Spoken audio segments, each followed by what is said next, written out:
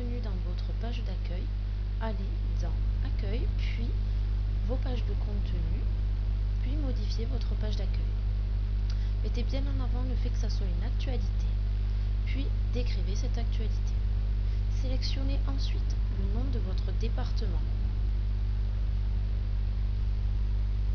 Ensuite, écrivez l'accroche de votre entreprise. Choisissez ensuite le logo qui représentera votre entreprise. Puis vous avez la possibilité de mettre une photo de votre magasin. Définissez ensuite votre activité en quelques mots. Puis en dessous, décrivez-la de manière détaillée.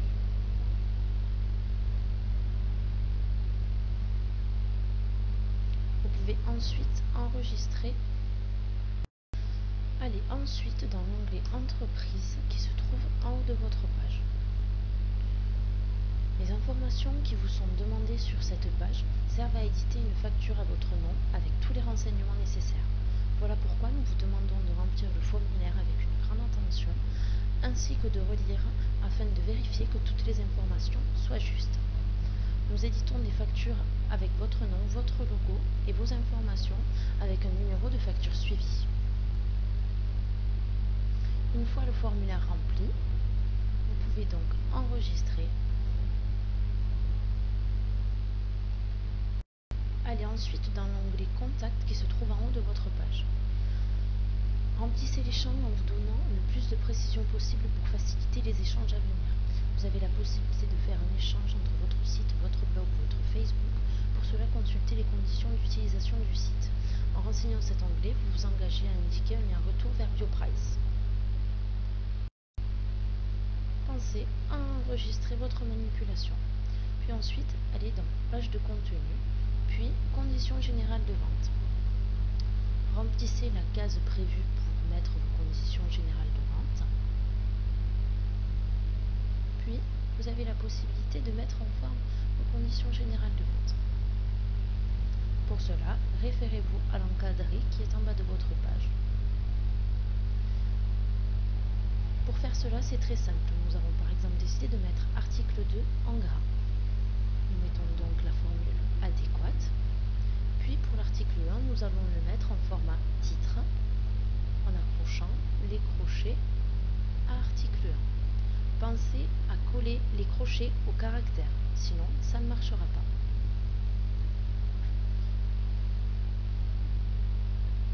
Une fois cette manipulation terminée, vous pouvez ensuite enregistrer, puis faire une prévisualisation de vos conditions générales de vente.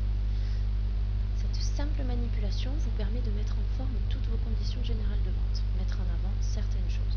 Comme vous pouvez le voir, c'est comme nous l'avions décidé.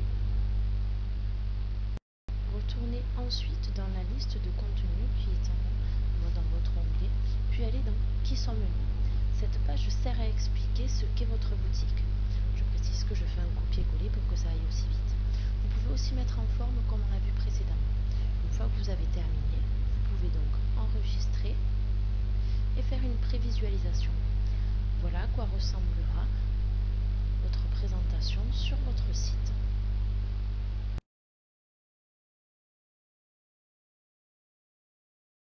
Une fois cette étape terminée, vous pouvez aller dans Accueil, puis mettre à jour mes coordonnées.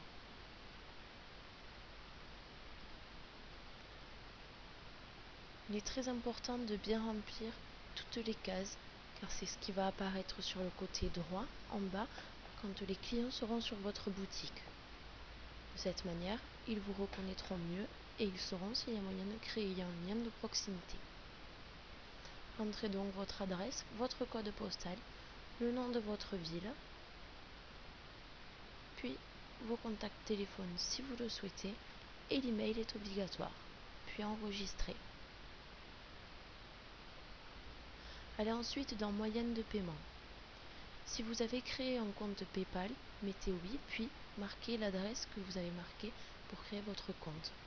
Si vous souhaitez accepter les chèques, mettez oui, puis n'oubliez pas de mettre l'ordre auquel ils devront être libellés. Si vous acceptez aussi les virements bancaires, n'oubliez pas de mettre vos identifiants ainsi que le nom du titulaire du compte.